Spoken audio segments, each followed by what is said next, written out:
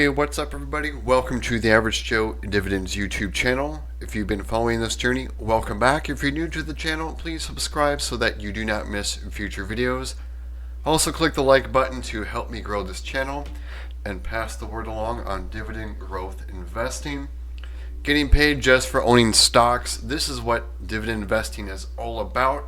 My main objective is to show a replicable way of building an ever-growing and ever-reliable income stream, one that does not have to rely on the volatility of the stock market, especially now. You simply own the shares of successful companies and you're automatically paid. In this video, which is my monthly video, I'm going to show you the dividends that I actually receive for this month. I'm a buy and hold investor and buy more shares every week. This is definitely not a get-rich-quick scheme. The purpose of this portfolio and my investing method is to create growing passive income. And I began tracking tracking this portfolio and dividends starting January 2021. And what we're looking at right now is my M1 taxable stock brokerage account.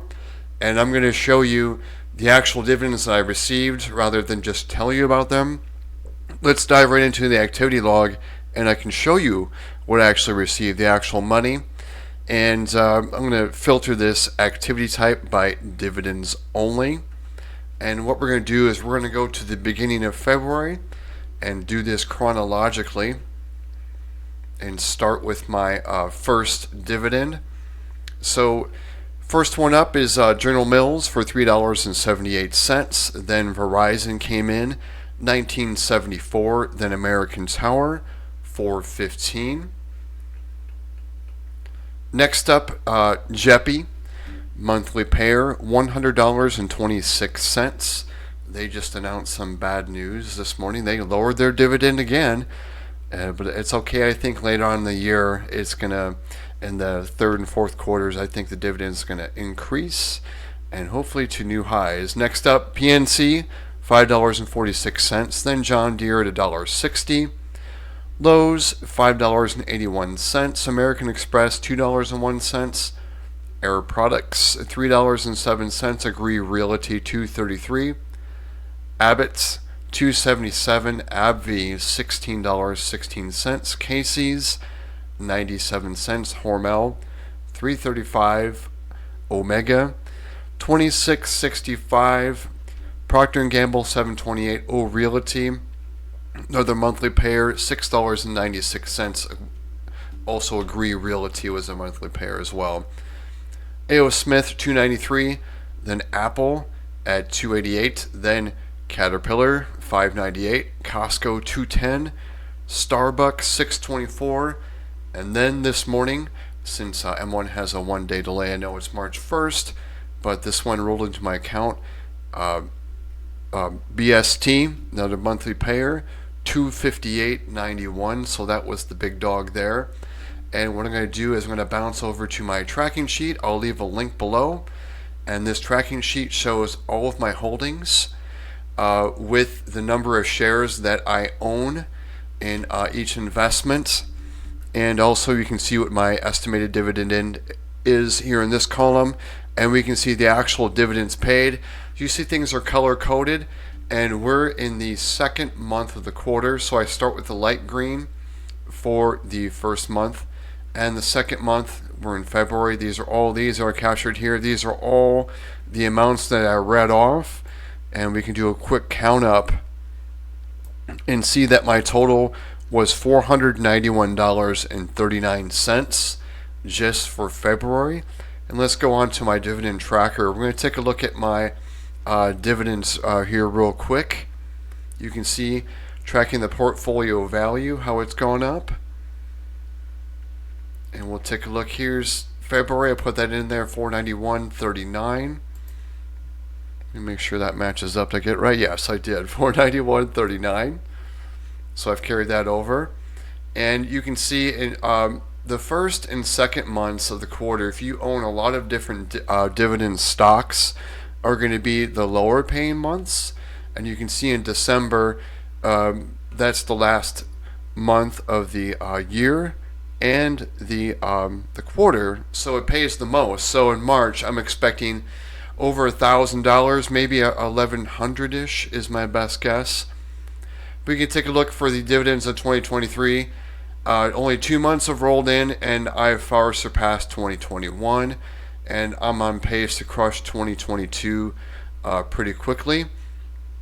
And one thing I'll show you here real quick is you should be tracking your average monthly dividend. This is the cash flow, and like I showed you before, your first and second months of the quarter pay the least, and the third pays, in my case, double.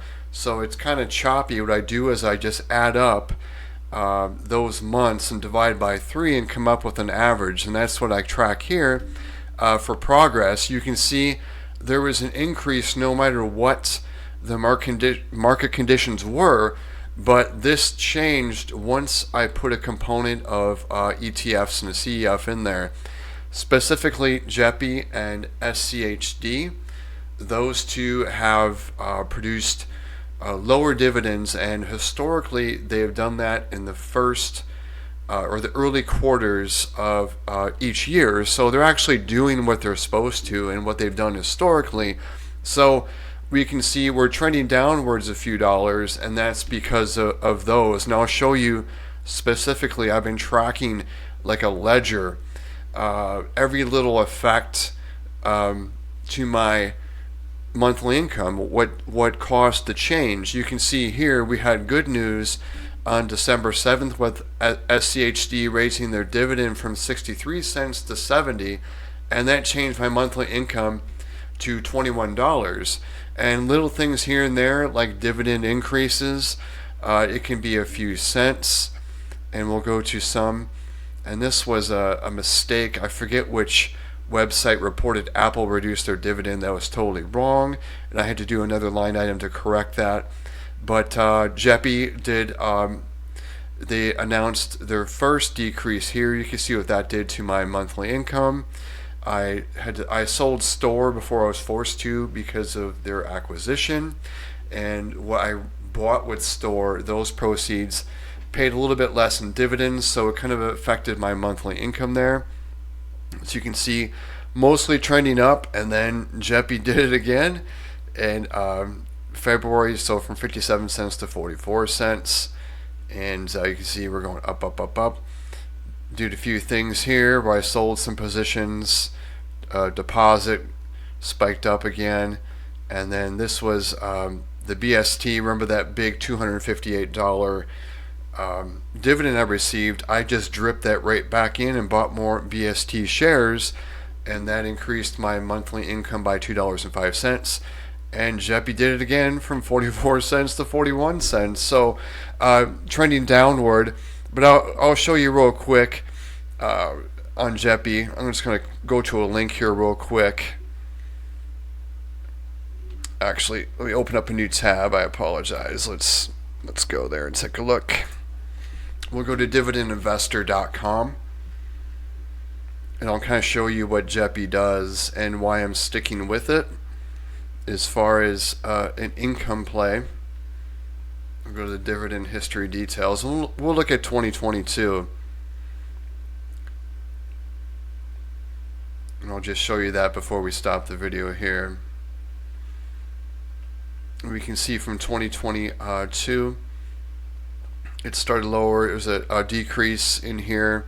So from 45 to 38 to 46 to 58, down to 46, up to 51. So it kind of bounces up and down.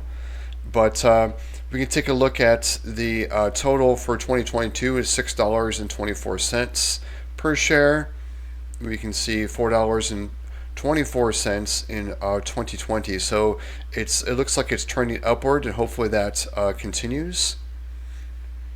Let me take a look. But there's only a partial in 2020 because this is a pretty new fund. But that's pretty much all I wanted to show you. I think one thing I left off was the 1 month performance of this portfolio. Let's just check that out real quick. And I know it's down. I know just about everyone's down because the market's been down. So we can see we're down 4.38% for the month. And dividends do help out a little bit. So you can see for the month 478.56. That's according to M1. But we'll go back to my total again. and just cap this off with the total. And the total dividends for February were $491.39. Thanks for sticking to the end. Click the like button if you got value from this video.